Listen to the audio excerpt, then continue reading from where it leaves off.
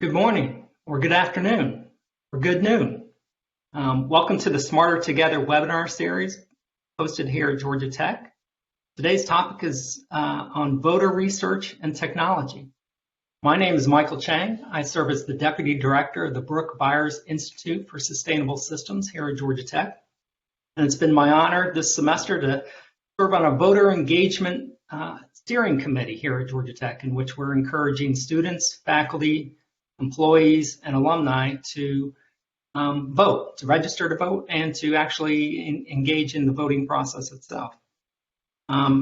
Today we're going to hear from two professors and two leaders in the state of Georgia that are focused on the voting experience here in Georgia. We're not going to talk about politics. We're not going to talk about candidates. We're not going to talk about issues.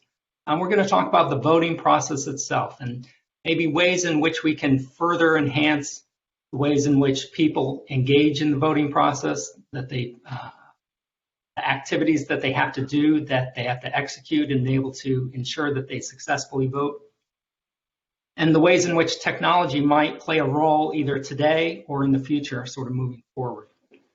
We hope that this event will not just be a single one-way seminar, but will actually be the start of a longer dialogue, one that continues well beyond sort of what today's discussion will have. We encourage you to use the chat function as well as the Q&A function on the event site. If you have any questions, we may not be able to answer all of them today, but we certainly want to enter them into the record, sort of get other people thinking about sort of what are the challenges ahead that perhaps Georgia Tech could address. I know we have a big program, and we want to make sure that we give enough time for the presentations themselves, but it's also Q&A. So I want to jump right into the program itself. First, and what I'll do is we'll have four speakers, and I will introduce each speaker as sort of we move along and transition between speakers. And as I'm introducing you, that will be the cue to the speakers, sort of be on cue, be ready, and to unmute and be ready to go. So with that, let's kick it off with our first presenter. If anybody has ever had an opportunity to work in Columbus, Georgia, you know that Columbus, Georgia is perhaps one of the most civically engaged communities, certainly in the state of Georgia, if not in the entire United States. And it's our pleasure to have with us today the President and CEO of the Greater Columbus, Georgia Chamber of Commerce, Mr. Gerald Mitchell. Gerald, I'll turn it over to you. Tell us what's happening in Columbus, Georgia. Yeah, thanks, Michael. Good morning, everyone. I'm Gerald Mitchell. As Michael said, I am the new President and CEO of the Greater Columbus Chamber of Commerce, and we also have responsibility for the Development Authority here. And as you might imagine, in that role, there are a myriad of community opportunities, we'll call them, that are driven by our representation and voting, and how we obtain the right advocates to help further those particular items for our community. Prior to my role here in Columbus, which I started on September 8th of this year, I was the Vice President of Economic Development with the Atlanta Beltline, Inc. So again, living in Atlanta or working in Atlanta, living in the city of Decatur, where you have, both ends of the spectrum with extraordinarily high levels of engagement on the voter side and challenging engagement in terms of voter activity. Coming to Columbus, we're seeing the scenario where we've got a mixed bag as well as it relates to some areas of high voter engagement and some areas where voter engagement continues to be a challenge. And certainly we want to do everything we can from a Chamber of Commerce standpoint to further voter engagement. And what I love about this group and the presentations that we'll hear is that We're talking about innovative ways of doing that, possibly technology-driven, and with the benefits of broader outreach and security. In Columbus, one of the things that early on has jumped out at me as something that I think is an extremely strong and fascinating way to conduct outreach is a series that we're working on currently for our young professionals group of the Columbus Chamber. And it's a series called See How They Run that's geared toward a younger voting audience that might, again, have more opportunity as it relates to overall engagement and participation. And the See How They Run series for this group, and obviously anyone's welcome to join or participate in it, really address issues that are having an impact on the community, issues that require the right leadership, issues that require more engagement. It goes through a process of educating in addition to bringing up those issues.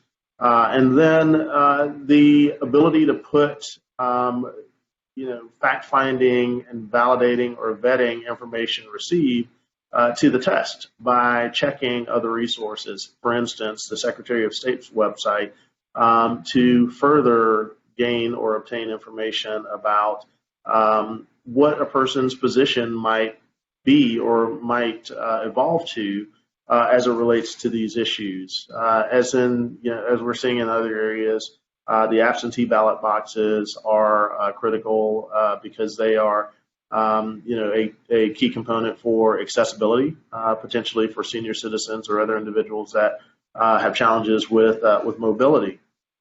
Again, what we saw yesterday in Columbus is somewhere north of 1,300 people that were excited enough to engage in the process for early voting. Lines wrapped around buildings, long waits. We had the same thing that started this morning as we've been just kind of keeping a finger on the pulse of that activity.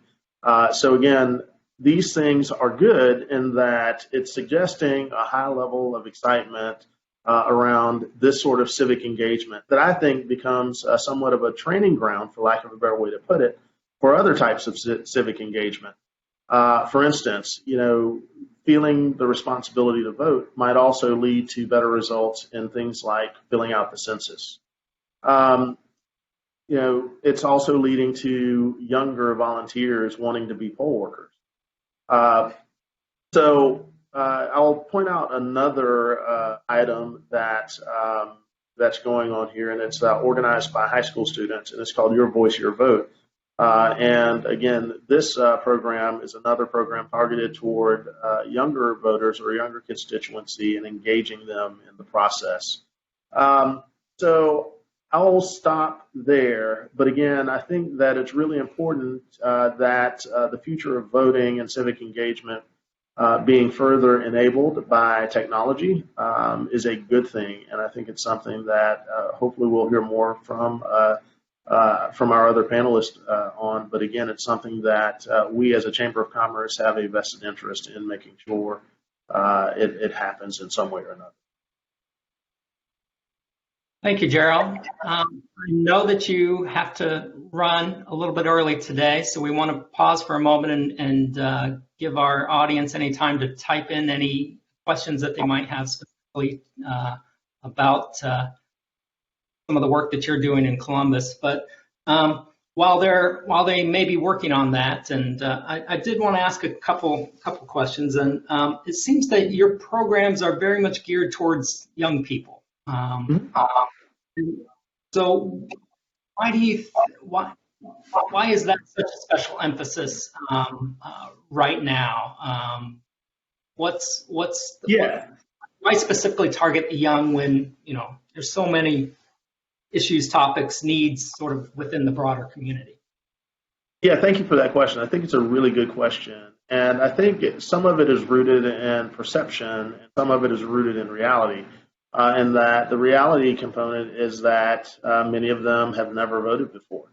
And the importance of starting someone early in terms of creating a lifelong habit is something that has been identified in this community as a big win for the future or for the opportunity to impact or influence our community outcomes. And then the perception. The perception has been that our younger constituencies certainly want to have a social impact, but there is somewhat of a feeling that their votes may or may not count. So thus the impetus behind engagement and education around voting, the issues, and hopefully the outcomes that they expect. Very good. And follow up a little bit. One of the elements of your See How They Run program was about issues education, but verification. And then you also mentioned just in your response to the last answer about concerns that youth may have about their vote counting or sort of being valid or secure in some way. Is that in this era of I don't know what we call it, post-truth or sort of where facts can be alternative facts, I guess, and as well. Is this sort of validation, verification, is this sort of top of mind, I think, of in the constituencies that you've been working with? And is this sort of, how do we tell fact from fiction and fraud from truth? Yeah, So again, I think that has been a big part of what's driving this thinking, and a lot of it really kind of depends on where and how you get your news, and whether or not you're having the opportunity to make up your own mind.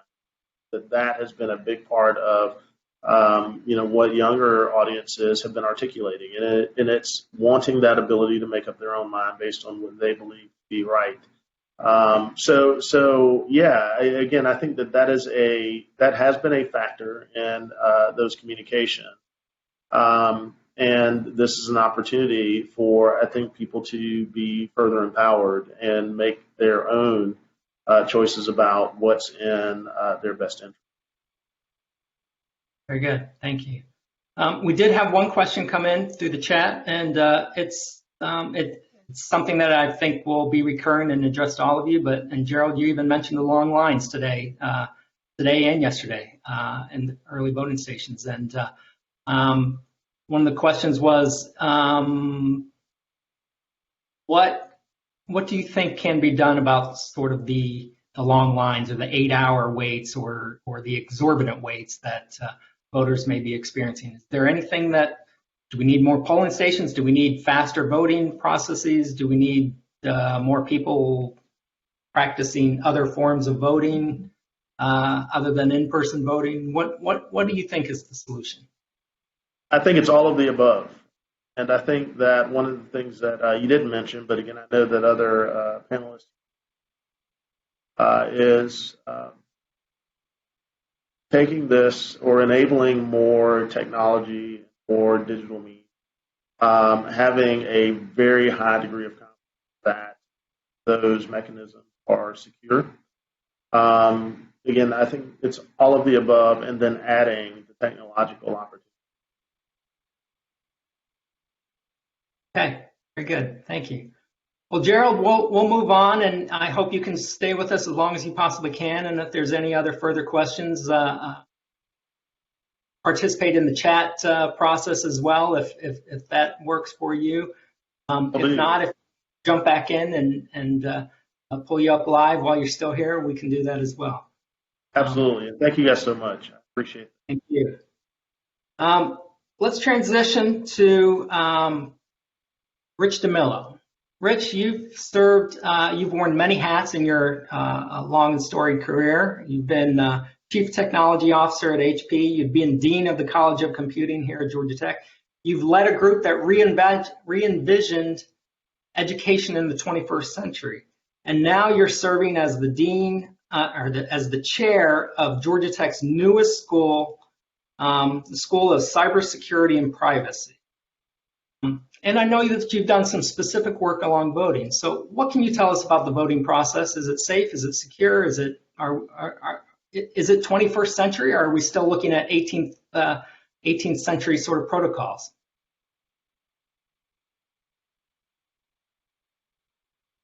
We need to unmute you, Richard.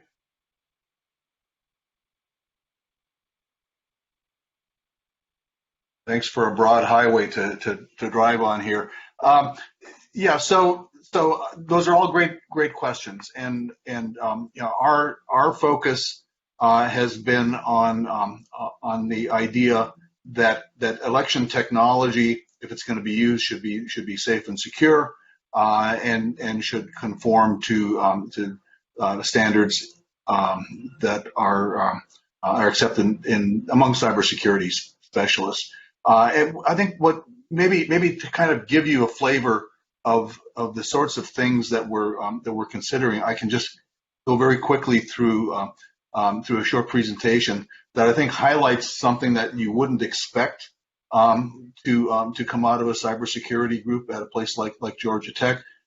Specifically addresses the question that you and Gerald were talking about, the long lines and what you can do about them, because we know that if you wait too long, you have by the very nature of waiting been disenfranchised from your right to vote. And so we want to be able to use technology to address those sorts of concerns. So if I can figure out how to share my screen here, I will do it.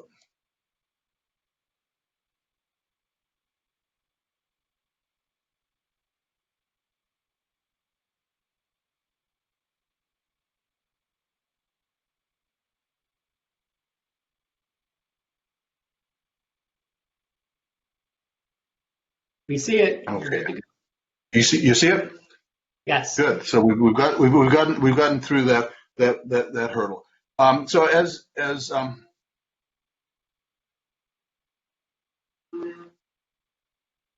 doesn't seem to be advancing.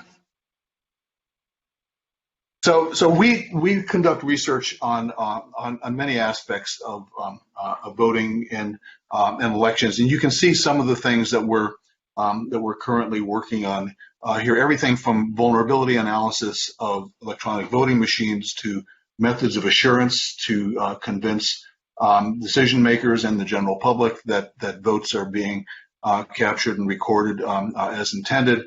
To things that you might not normally think about, like cognitive science applied to studies of voter behavior, because that influences how you use the technology. We've also done field studies that have resulted in standards and policy statements for places like the Carter Center. But I think what I'd like to do is kind of dig in on the one thing that's probably top of mind for everyone this election season, which is the complexity and the difficulties that Georgia has gotten a reputation for. We have a specific project that deals with the operations and logistics of polling places, particularly in this time of pandemics when there are lots of restrictions that none of us imagined would be necessary. And this project is called the Safe and Secure Election Project. It's funded by the New America Foundation, the Public Interest Technology University Network of the New America Foundation. The interesting thing about this project is that it spans Georgia Tech. It spans everything from computer science and cybersecurity to supply chains and logistics. And our idea in formulating this project was that as we looked at the growing threats to elections that COVID posed back in February, what we looked for were tools that were available to people that ran elections, polling places, that would allow them to lay out their equipment in a safe and secure way, to have some predictability over over the waiting times that people were suffering to be able to cast their vote. And one of the things that we noticed was that the tools that are available to poll managers and local election officials were few and far between. So this project was really aimed at providing tools and growing the maturity of the tools over time. What we wanted to do was develop tools for election day logistics for this general election that we're in right now, focusing on Fulton County. This is probably the only academic exercise in the country that is focused on a large local venue for elections, and we've been working with Fulton County election officials to do some of the work that I'm going to tell you about in a second. The idea being that because Fulton County is large and complex and diverse, things that we learn here will be applicable to lots of other similar jurisdictions around the country. So our project team consists of computer scientists, operations research specialists that really do two things. One is to analyze the heck out of what it takes to run an effective election from a logistics standpoint, everything from layout of the facilities that take into account COVID safety to simulating what's going to happen during an actual election when those facilities get stressed. And then the other side of that coin is to take a step back and say, what data do we have available? How can we project that data out to voters so that they can make more informed choices about where and when to vote, and provide some degree of certainty about what's going to happen to their vote. So if you think about a conventional polling place, it kind of looks like this. Everyone who's walked into to vote on a voting machine in Georgia understands that there's a bunch of tables, and you walk up to a table and get a card and go to a voting machine. You wait in line. You have your ballot scanned in the current environment. All of which is basically the most unsafe way that you can vote during a pandemic. There's no social distancing. There's no attempt to keep people who are in the polling place, poll workers, people who are in the most vulnerable groups, safe during the process. So can we redesign the way the polling places look to take that into account? And you can imagine what some of the challenges are. You've got things like scanners in the polling place, and you have to be able to provide social distancing for those scanners. You have check-in counters that have social distancing requirements. So what we did was to send our teams out to virtually every polling place of substantial size in Fulton County to construct 3D models of the polling place. And if I can get this video to run here. These are the kinds of walkthroughs that we did. We walked in with 3D cameras, walked through a facility. This happens to be, I forget where this is, Helen Mill, I think, is the community center. And from this kind of video, we were able to reconstruct 3D simulations of what a safe polling place would look like.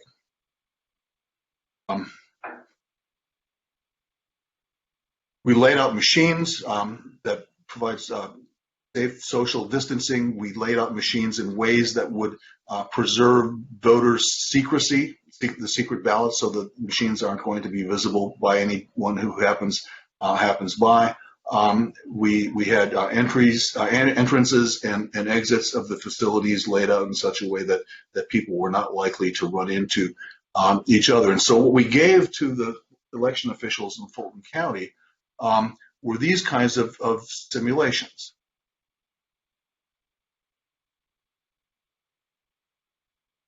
So for every polling place in the county, we want to be able to provide a voter's eye view of what the experience should be like, and this is what the Helen Mill facility looks like when it's laid out for safe voting.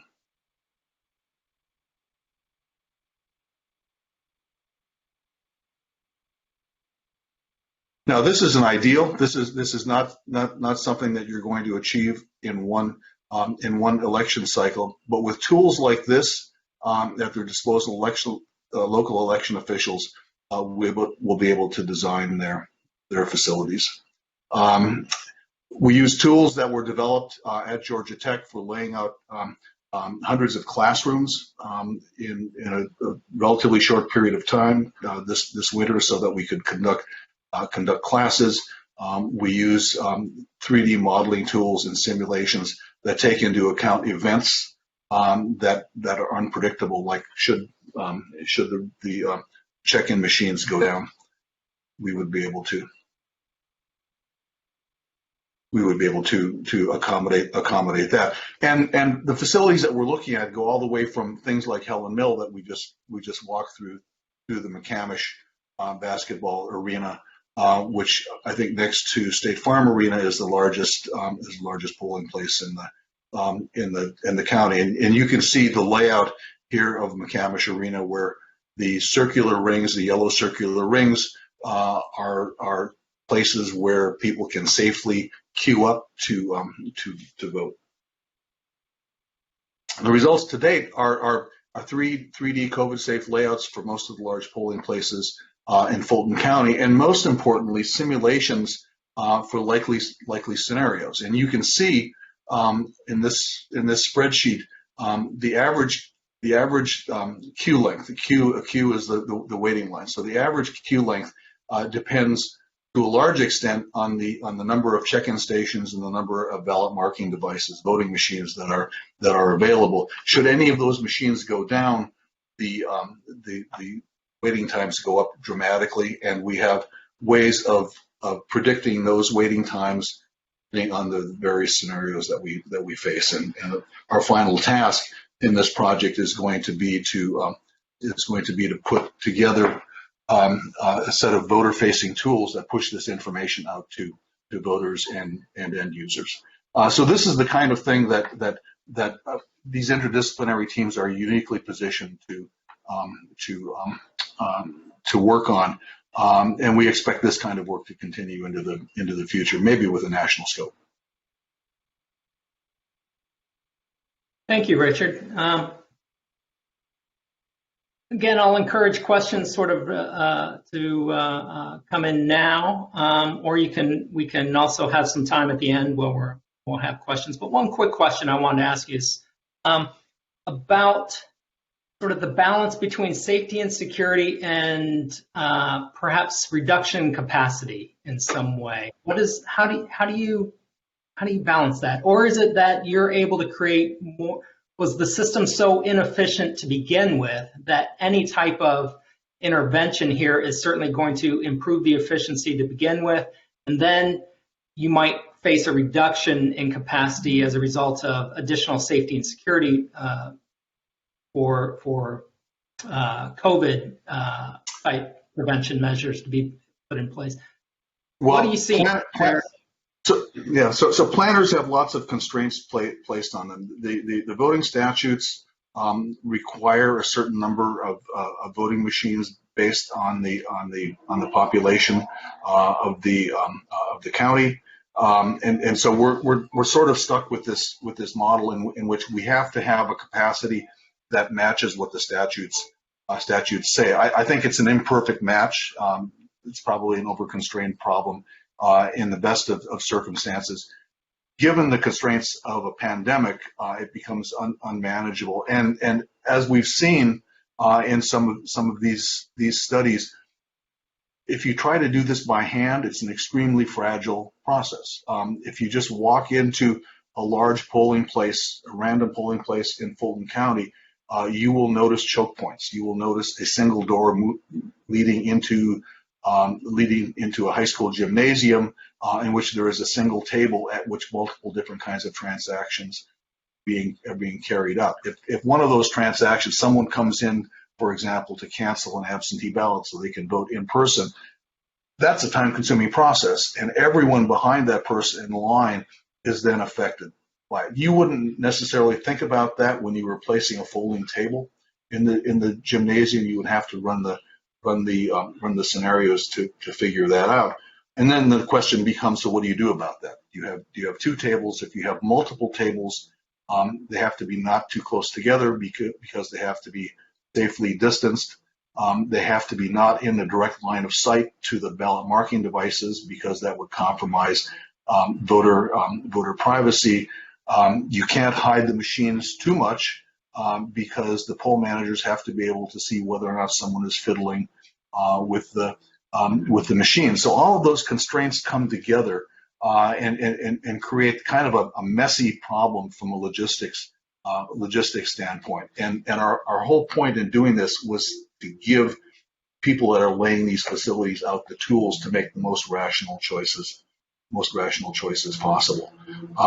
The long lines that we saw yesterday and have continued into today were a direct consequence of having these kinds of choke points in the system. If you can't check people in, a federal court has recently ruled that you have to have a paper backup to the poll books.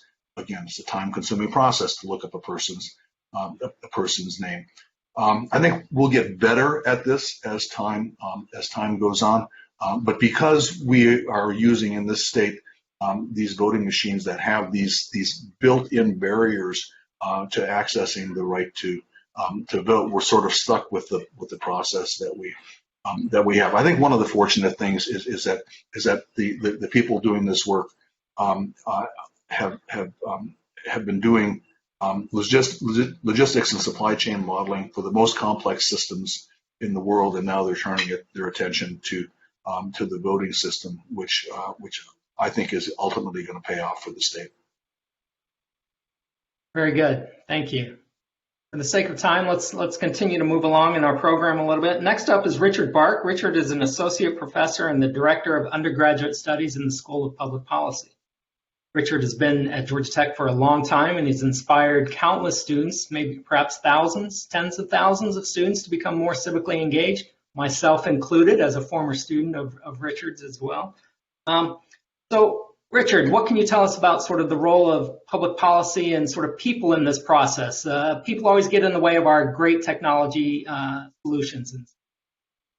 What can you tell us that we don't already know?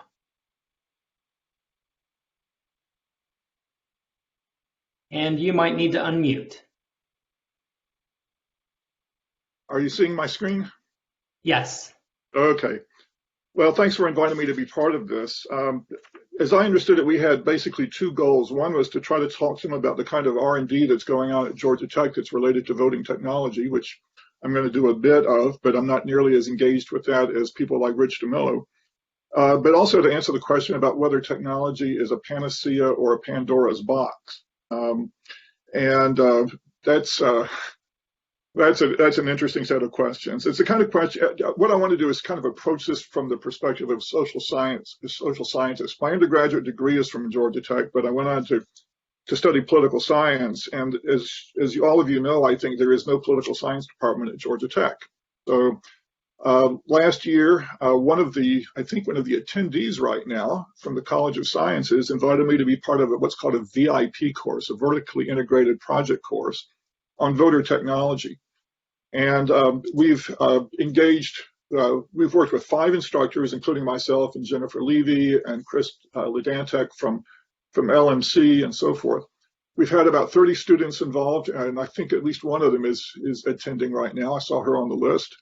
This has been for the last 2 semesters. It's only a 1 credit hour course, and it's amazing the amount of work and how productive the students have been when there's not much at stake in terms of academic credits. So maybe there's a lesson in that. What you see here are the original goals and issues that were set up for that course. The ones that are highlighted in yellow are the ones that I think have been addressed the most. The idea was to engage students into designing some technology that would help other students figure out how to register, why to vote, how to vote, and so forth. And some of the questions that were raised, of course, in doing that, as Rich DeMilla just alluded to, are not technological questions. They're questions that have more to do with behavior, with policy processes, with laws, and so forth.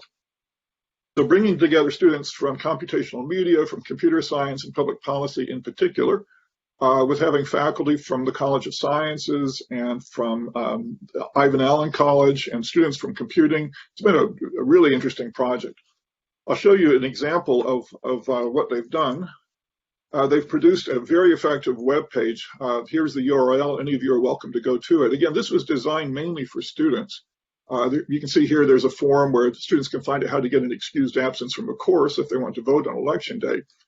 But it goes beyond that. And in fact, I think faculty, staff, as well as students at Georgia Tech and people beyond will find this kind of information very useful. So if you live in Georgia, you go to this link, go to this box, and it takes you through the voting process in Georgia. If you live out of state, which of course a lot of our students do, here's how to get information from your Secretary of State's office about how to request an absentee ballot, how to vote, and so forth. And then also questions about what happens if something goes wrong, what if there's a problem at the polls, what if you're challenged, what if you have to cast a provisional ballot, and so forth. So the students have gotten very involved with learning about the election process, and they're sharing what they're learning with others. They've also been developing, another team has been working on a smartphone app, and apparently that takes longer. I don't know, I don't do computer science, but I get the impression that that's more difficult and more challenging. But here's some examples of some of the design options they've been looking at for how to engage people, and especially younger people, in the voting process.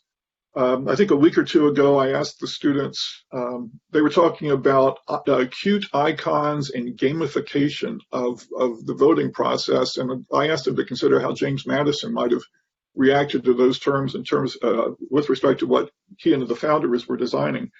I think he might have been surprised, but not necessarily shocked. And if it works, it works. All right, so the question was, is more technology a panacea or is it a Pandora's box? And of course, to answer that question, we have to go back and ask, what's the objective? What are we trying to achieve here? We could say we're trying to achieve democracy. Democracy, I put in quotation marks because it has multiple meanings, not just in the United States, but around the world. And the meaning changes over the years and decades and even centuries. It doesn't mean the same thing to us that it meant to the framers of the Constitution. The general idea is that all votes should be counted and all votes should be counted equally. That's what we think. But of course, that's not what it meant at the beginning of our nation. Actually, the idea that all votes count equally only goes back about 55, 60 years to Baker versus Carr in 1962. We should have, one of our objectives is smoothly functioning elections. Another one of our objectives is to have a process that is perceived as being legitimate. And we're seeing, I think, right now how important that is. Even if the process is working well, if people don't perceive that it's working well, if they don't think that people are being given adequate, equal chances to vote and for their votes to be counted, then it's not a well-working process. In fact, the adjectives down here in italics are only a taste of those that we could apply to what our objective is: a system that's fair and accessible, that's convenient, that's familiar. People don't want a system that changes in every election cycle. That's discombobulating. It makes people nervous. It makes them maybe concerned about the legitimacy of the process. So you want a process that's accurate and legitimate, that's secure, but one that's also efficient, transparent, and accountable, and we could even say transportable, something that hopefully would be not completely alien if you move from one voting precinct or one state to another. So that's a lot of demands to put on a technology. It's one of the reasons we talk a lot in the social science part of Georgia Tech about looking at technologies as part of socio-technical systems. Rich DeMilla just talked about cognitive science and looking at policy issues and so forth. And to a large degree, that's where we come in. If you want a really secure voting system, you could do what they do in Iraq. You could vote in person. You get the purple finger. It's pretty hard to wash that off. So you vote once, and that's secure. On the other hand, in the last election cycle, I borrowed my wife's peach sticker, and I walked around campus with 2 I voted stickers on. And I got a lot of peculiar glances, and a couple of students said, "Dr. Bark, how did you manage to vote twice?"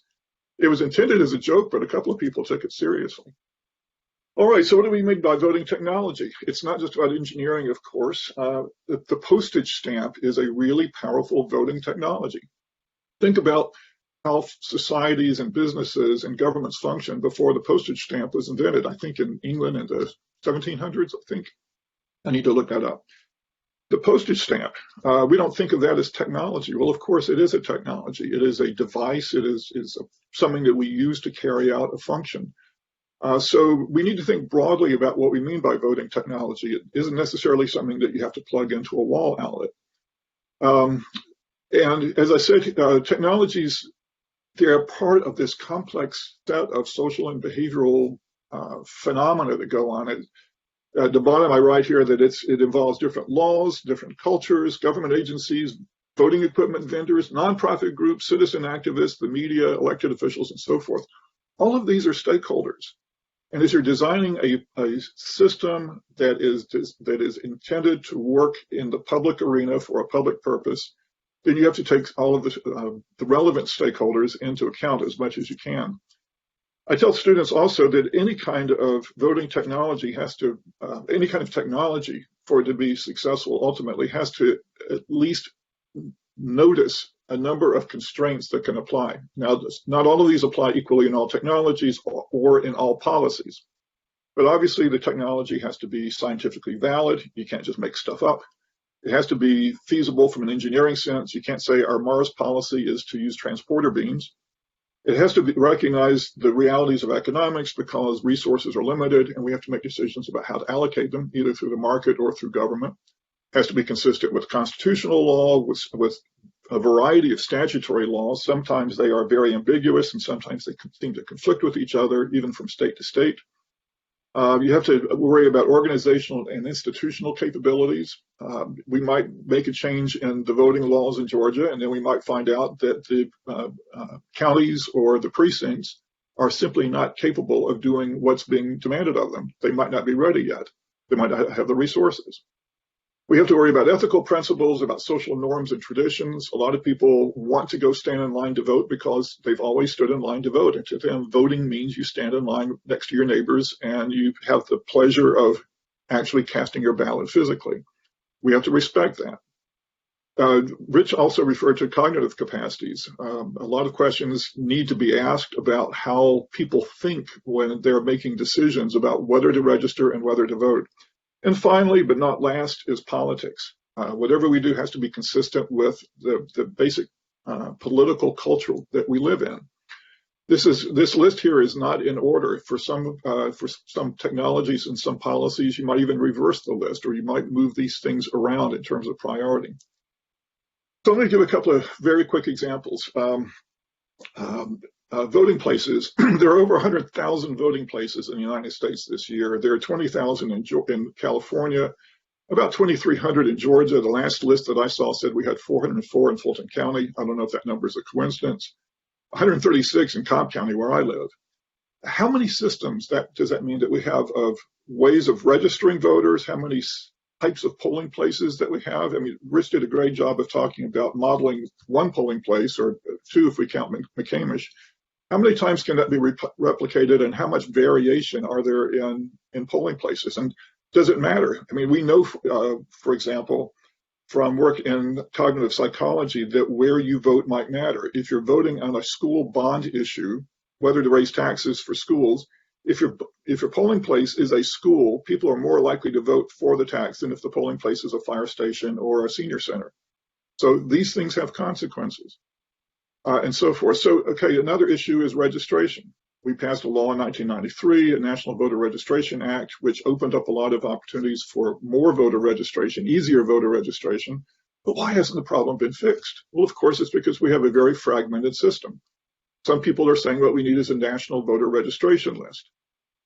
That's also problematic. If you'll remember, at the beginning of the Trump administration, there was a commission formed by the White House to look at voting in the 2016 election. And one of the first things they did was they asked for the voting lists from all 50 states. And there was enormous pushback, a lot of suspicion about what was going to be done with that, and a lot of concerns about how these data would be used.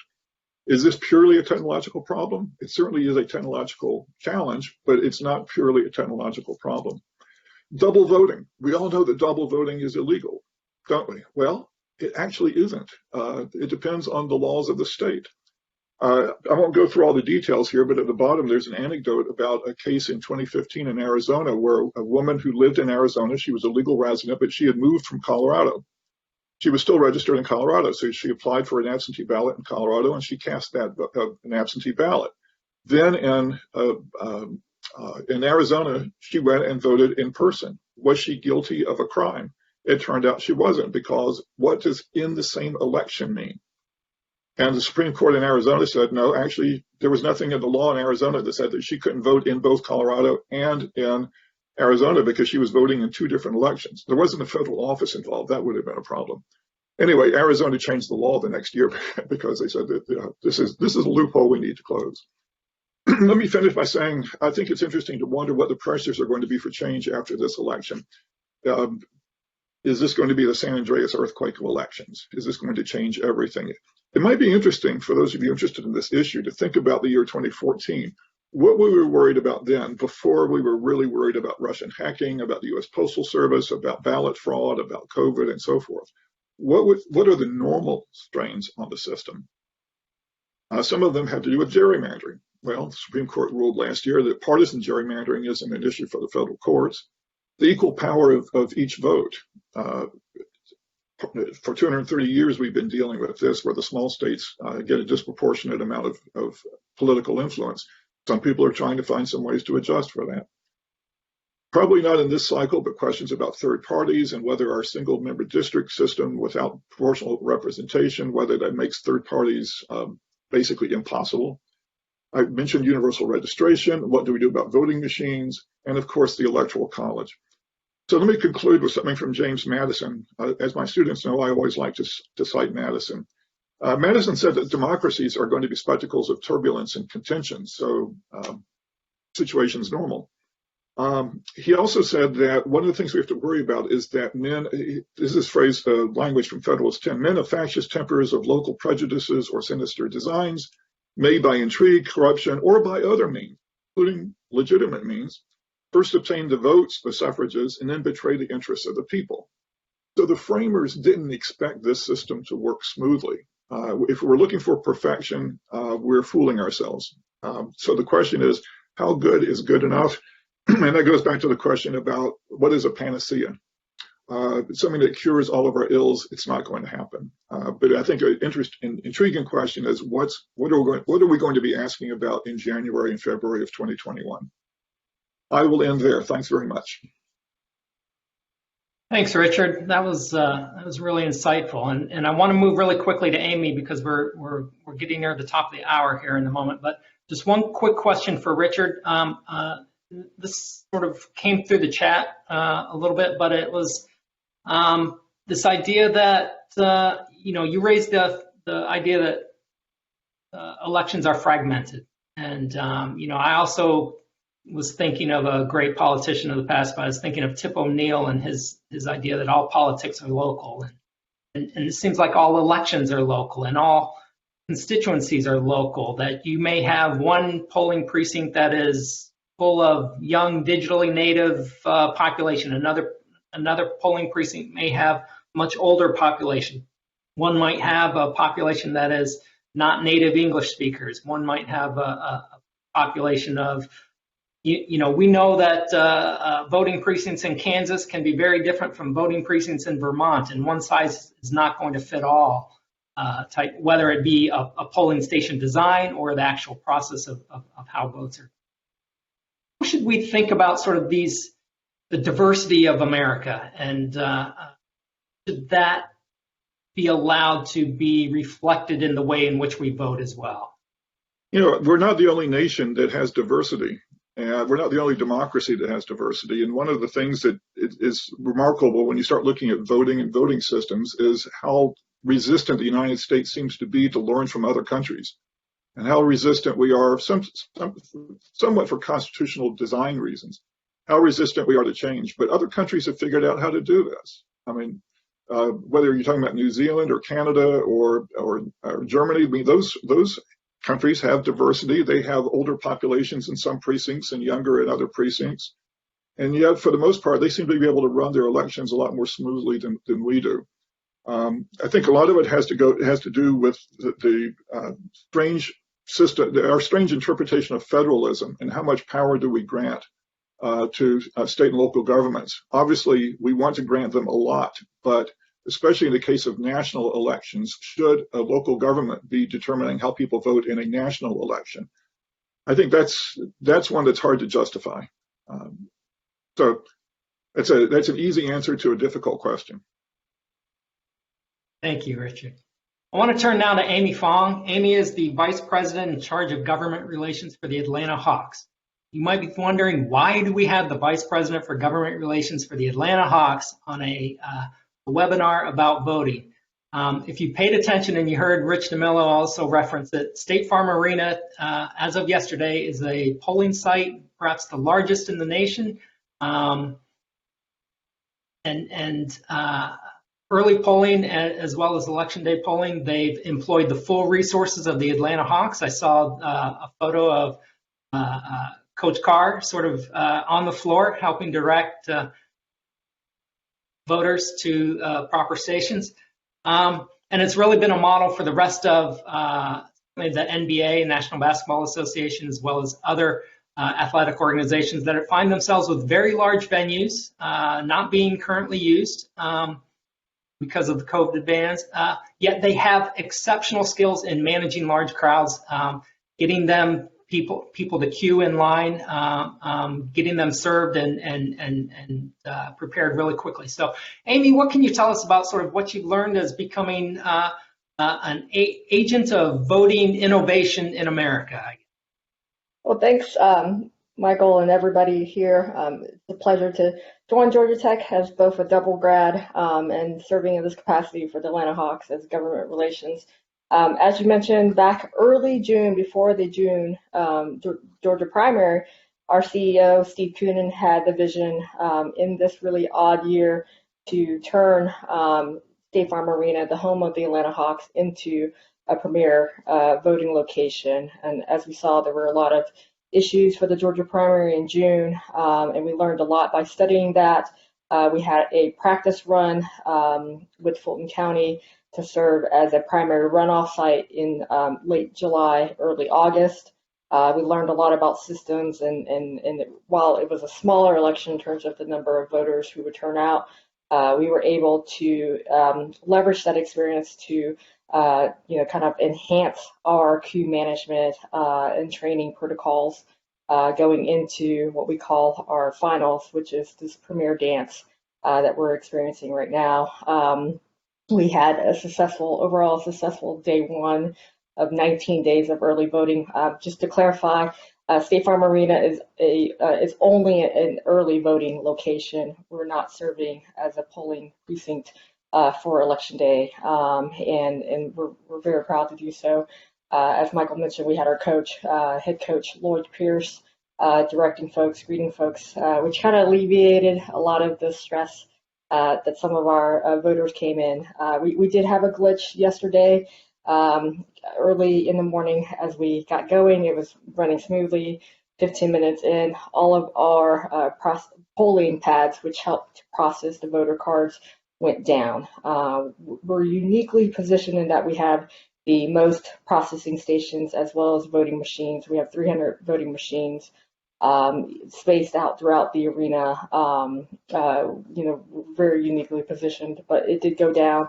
But after about 40 minutes, we were able to isolate the problem.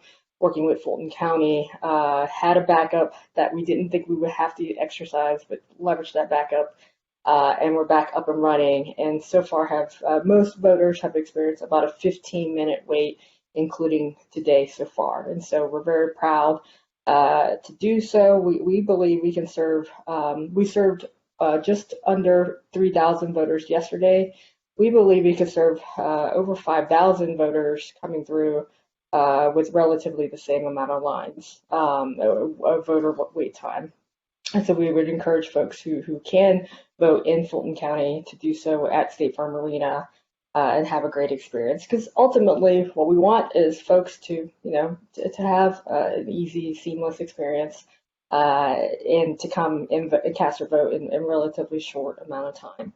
And so that's kind of the overall. What we learned in general, where we can apply technology, is what Richard mentioned in terms of gamification. There's a lot of scenarios for individual voters that we just don't know when they come, if they had a mail-in ballot that they want to cancel, if there's a really rare case of some kind of registration issue, some kind of gamification. Even with the polling pad issue yesterday, we couldn't have tested that issue until the system went live. And there are checks and balances where we can't test that issue because of state law. We can't turn the system live until we're officially allowed to do so. And so gamification of some sort that could be embedded into our training would be very helpful, so that we have an even better process. But overall, we leverage our customer experience, our queue management, our ability to transform a big white space from a game to an event to a concert, now into voting, and we're proud of the work that we're doing so far. I'll stop there because I know we're running short on time. That's quite remarkable, Amy. Thank you very much. And my apologies, I think I referenced Coach Pierce as Coach Carr at one point. So certainly I want to acknowledge his efforts and all of your efforts as well that have inspired and in fact served to inspire us here at Georgia Tech. And do you know that Coach Eric Reveneau and sort of the basketball team, and through Josh Pastner and the rest of the athletic department, has been inspired to sort of take the lead of what the Atlanta Hawks did and sort of spread that gospel, spread that message throughout the NCAA, and it's had a really big impact in terms of sort of allowing student athletes the opportunity, the time that they need to be able to cast their vote as well, and sort of taking other measures as well. That is, and then that process also spilled over into the if we'll call them civilian population here at Georgia Tech, the non-athletic, those of us that are less athletically inclined, perhaps, and to take that message as well. So it's really inspiring what y'all have done, and I think if the first day is any indication that you're not only able to serve and process 3,000, but even to do it in the face of extenuating problems and circumstances and be problem solvers and to be able to get through that process and to move forward. I think that's, if everything worked perfectly, we might not be as impressed with what you did, but the fact that you actually had some problems and you got over them, that was really, really impressive. We are at the top of the hour now, and I know that some people will have to drop off, but I don't want to cut off any conversation. So if our panelists are available and we can stay on for a few minutes, I want to take some questions. And there was one that came up through the chat specifically that is about when do you think that we'll truly have a mobile option, one where we can vote by phone? When all the identity checks, when we can have the equivalent of the purple finger on our phone, so we know who's voting, we know, it's, and the vote is counting, and it's all safe and secure and all that. How far away are we from that? Is that right around the corner? Should we be expecting this in 2024, or is this a science fiction opportunity? Rich DeMillo, you have any thoughts on that? Yeah, let me take a stab at that. So the election technology research community is a fairly contentious group that doesn't agree on many things. The one thing they agree on is no time soon. So the argument that's made for online voting, mobile voting, is that, well, we can bank online, why can't we vote online? And of course the analogy completely breaks down because you're not anonymous when you bank. Credit card company will only hold you liable for $50 worth of losses. No one is going to complain if you show your spouse your banking statement. All those things are things that you cannot do in voting. So the idea that you can vote secretly, it breaks down immediately when you think about mobile voting. The question of how you secure endpoints is well beyond the state of the art. There's no way to guarantee that malware won't be installed on the device that the voter touches to cast a vote. And there are no do-overs. So there is no one to backstop the fact that your vote may have been lost or flipped as a result of a hack. And as I said, the one thing that the technological community is pretty well agreed on is that there is no foreseeable pathway to correct those difficulties. Maybe at some distant point in the future, magic will occur, but I think that's not going to happen anytime soon. As well, I mean, I think that the systems that we have in place now, there's a state security certification as well as the county certification. But also at the end of the day, there are so many different diverse communities and individuals who are voting, and not everybody has access to the technology to vote at home, and so or on their mobile devices. And so there would always be a need, in my opinion, to allow for some kind of in-person option. And folks like myself always like to vote in person for that camaraderie.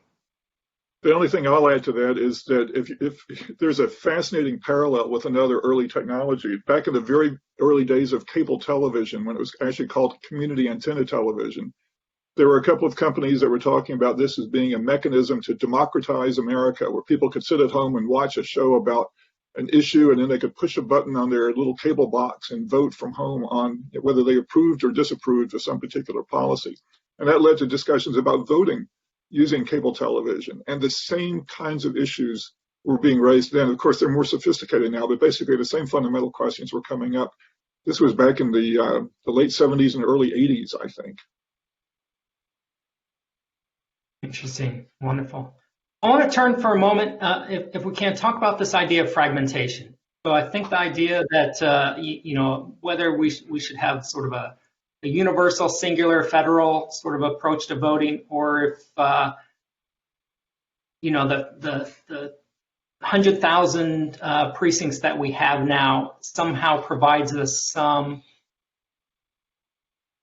security in the sense that if you're going to tamper with an election, you have to tamper with 100,000 systems then, as opposed to one system. So decentralization provides, yes, somewhat of a chaotic sort of environment in which it also provides us some level of safety. I think of sort of the internet itself, and that it's very hard to attack the internet as a whole, but you can attack the little parts of it at a time. The voting system seems to be set up that way, such that it's very difficult to invalidate the whole thing, even if you can cause chaos or confusion in certain parts of it. Is that a benefit? Is it a hazard? And then the other question I want to sort of impose on that same framework is about this idea of these being tiny laboratories for democracy, or opportunities in which we can cast experiments, such as making a single precinct more safe versus another one. We could conduct studies. Hey, did less people come down with COVID after visiting this precinct versus that precinct, or another? Or was this, what are our opportunities here as researchers to benefit or make use of sort of that fragmentation of voting processes? Anybody have any thoughts on any of that? So let me steal Richard's thunder from a social sciences point of view and say that the Constitution is pretty clear that there's no one in charge of elections. The only thing the Constitution says is in Article 1, where it says that the federal government has no role in elections aside from electing senators. And that gets updated, of course, with constitutional amendments. But it's a jealously guarded prerogative of state and local governments to conduct their own elections. That's not likely to change anytime soon. And I think you're right. It does provide, the diversity provides some guarantees. So the diversity provides that it would take an enormous conspiracy in order to hack the entire system because there are 10,000 different elections taking place on election day. On the other hand, it's unlikely that some little precinct in the Upper Peninsula of Michigan is going to be able to withstand the concerted attack of the Internet Research Center attack from Russia. And so that's the balance that we have. It's an asymmetric war in the sense that you have a large, well-funded force bent on changing the results of an American election, and we put the technology in the hands of a largely amateur group of election officials who are not equipped to handle it. So those are the things that you have to balance. Richard, you may have some more insights about how that balance takes place, but I think it's a serious discussion.